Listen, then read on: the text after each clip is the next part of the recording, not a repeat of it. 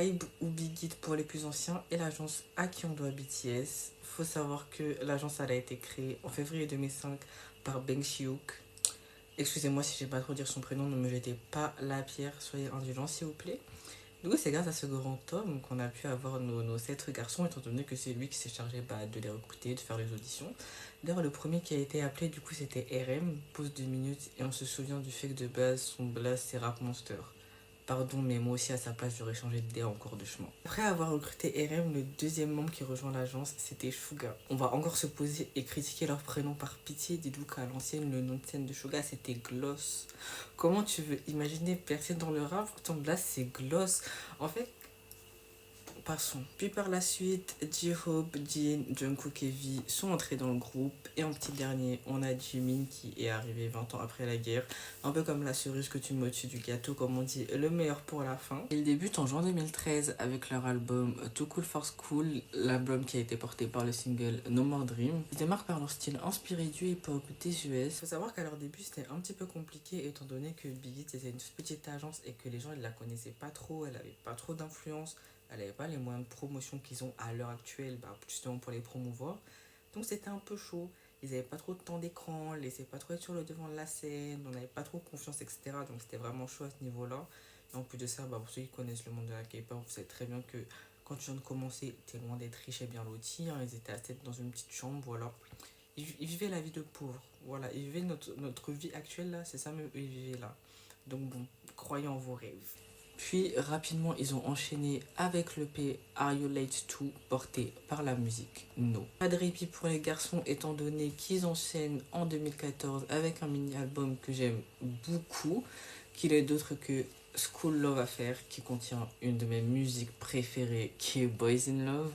L'album il comporte également des titres comme Just One Day ou encore Jump. Après ça, il commence à avoir un petit peu plus grand étant donné qu'il décide de commencer une carrière à l'international, notamment au Japon. C'est comme ça qu'ils ont commencé à faire des reprises de leurs titres en japonais pour essayer de se toucher ce public-là. Ils continuent à enchaîner les albums comme Dark and Wild, un album qui contient les titres comme Danger ou encore War of Hormones que je kiffe de fou malade.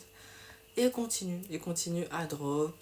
Il drop The Most Beautiful Moments 1 et 2 qui contient les chansons Dope, Converse High, Butterfly ou encore Run ou la fameuse chanson House of Cards par les connaisseurs, à la chanson des Lemon, à l'ancienne, pardon population. Mais c'est en 2018 qu'il commence enfin à quitter la pauvreté et à commencer à être connu un petit peu mondialement lorsqu'ils nous ont drop l'album Love Yourself Tears qui est resté numéro 1 du Billboard Hot 100 pendant quelques temps grâce à la chanson Fake Love, une grande première pour un groupe sud-coréen. Ils continuent à faire leur bout de chemin, sortir des sons à droite à gauche. Leur nom commence réellement à devenir une inspiration pour certains. Ils commencent à rencontrer de plus en plus de succès et commencent à se faire respecter de plus en plus à l'échelle internationale. Et en 2020, ils nous sortent leur fameux single Dynamite, single qui a fait que beaucoup de gens ont commencé à s'intéresser à la K-pop et qui ont arrêté de nous voir, nous, les gens qui écoutent ce style musical, comme des gens bizarres. Voilà, c'est dit. La chanson bat littéralement un record étant donné qu'elle comptabilise plus de 98 millions de vues en moins de 24 heures.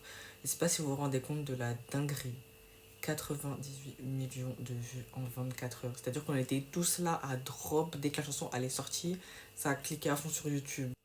Record qu'ils ont eux-mêmes rebattu quelques temps plus tard quand ils ont sorti Butter qui a atteint plus de 101 millions de vues, il me semble, en moins de 24 heures.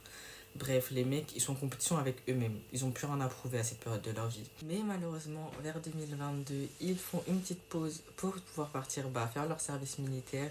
Bon, bien sûr, ils ont quand même enregistré quelques chansons en avance pour les armées. D'ailleurs, une des dernières chansons qu'ils ont faites était Yet To Come, une musique vraiment dans une ère un petit peu nostalgique, où on sent que voilà, il y a une page qui se tourne, mais comme le dit la musique, le meilleur reste à venir. Malgré le fait qu'ils soient partis en service militaire et qu'ils y vont un petit peu chacun à leur tour, on était loin d'arrêter d'entendre parler d'eux étant donné qu'ils en ont profité pour nous drop des projets solo. Cette période, la personne qu'on voit le plus c'était Jungkook. Il nous avait sorti Standing Next to You avec Usher. Il nous avait sorti Seven avec Lato et nous disait qu'il voulait Mugu matin, midi, soir. Il a sorti 3G. La musique, elle a fait exploser les ventes des lunettes Ray-Ban X Meta grâce à la trend TikTok. Petite mention honorable pour la chanson Vous de Jimin que j'aime vraiment, vraiment, vraiment, vraiment, vraiment beaucoup. Mon amour en est témoin et pour la chanson Killing It Girl de J-Hope que j'aime également énormément. Faut savoir que BTS c'était quand même un groupe très très engagé et c'était aussi un des premiers groupes à se montrer en mode freestyle nature peinture. Ils sont très très proches des ARMY. En tout cas en ce qui me concerne, ce qui a fait que j'aime beaucoup ce groupe, c'est que pendant ma période collège, leur musique ça m'a vraiment permis de combattre un petit peu ma dépression et la communauté, les ARMY, ça m'a énormément aidé. J'ai énormément d'amis que j'ai connus grâce à ma période K-pop, même si j'en écoute plus autant qu'avant. J'ai envie de faire cette vidéo étant donné que leur comeback a été annoncé. Ils sont bientôt de retour. Le World Tour est en préparation. Les ventes de billets ont eu lieu. J'ai perdu la guerre. Ça fait mal à la petite Kizana aux cheveux bleus de 4ème qui écoutait BTS toute la journée. Mais on est là, on reste debout. En ce moment, il y a beaucoup de polémiques pour le retour de BTS, pas par rapport à leur comeback en lui-même, mais par rapport aux ventes de billets, étant donné que les scammers et les revendeurs ont décidé de se faire leur business de l'année pour pouvoir partir bronzer cet été. Des grandes places qui sont vendues de base 200 euros qui se retrouvent à des 1000 euros. Est-ce que vous savez, 1000 euros, c'est quoi dans la France de M? Est-ce que vous savez, 1000 euros, c'est quoi dans la... C'est cher, hein. C'est grave cher, pardon. Les gens ils ont décidé de faire leur pourcentage, leur chiffre d'affaires de l'année en laissant les vrais fans en PLS, les fans qui ont économisé pendant des mois pour avoir leur place. Parce qu'on est arrivé au stade où c'est même pas une question d'argent. Parce qu'en vrai, la place à Montsert, c'est genre 75 euros. C'était juste une question de pas de chance. Et le pas de chance, c'est même pas du hasard, parce que le pas de chance, c'est les robots, c'est les bots. Personnellement, j'ai grave le seum de pas avoir ma place, étant donné qu'en 2019, bah, j'ai pas pu les voir because ma mère voulait pas. Et en plus, je pense qu'en 2019, il n'y avait pas autant de fous pour les ventes de tickets. Je veux dire, il n'y avait pas autant de ventes, enfin, de revendeurs fous, étant donné que là, ils ont pris encore plus en popularité. Et puis, ça fait tellement longtemps que les a pas vus en groupe. Leur comeback, il va tellement tout faire exploser qu'ils se sont dit, il y a une occasion de se faire du bif. On va dégainer tous nos potes et on va prendre les tickets. Un autre point aussi qui m'a poussé à faire cette vidéo, c'est que comme je vous ai dit, j'écoute BTS et la K-pop en général depuis mes 13-14 ans, j'en ai avoir 22. C'est-à-dire ça fait très longtemps. J'ai littéralement grandi toute mon adolescence là, c'était dans la scène. C'était grave dans la scène. Et c'est vrai qu'en termes de concerts et de billets, je voyais beaucoup d'armies se plaindre en disant oui, il y en a, ils ont acheté des tickets, elles les connaissent que depuis Butter ou Dynamite. Écoutez, quand j'étais au collège là, on me critiquait de ouf. Quand je voulais faire mes mèches de couleur là, pour ressembler à mes idoles, et que j'avais des lourds pulls BTS, on me voyait grave bizarre, on me voyait comme la folle du bus. On me disait, ouais, t'écoutes des Chinois qui se maquillent, etc. On se moquait de moi de fou malade. Maintenant, les choses, ils sont démocratisées. La K-pop, les K-dramas, tout le monde kiffe ça. Laissez-les en fait.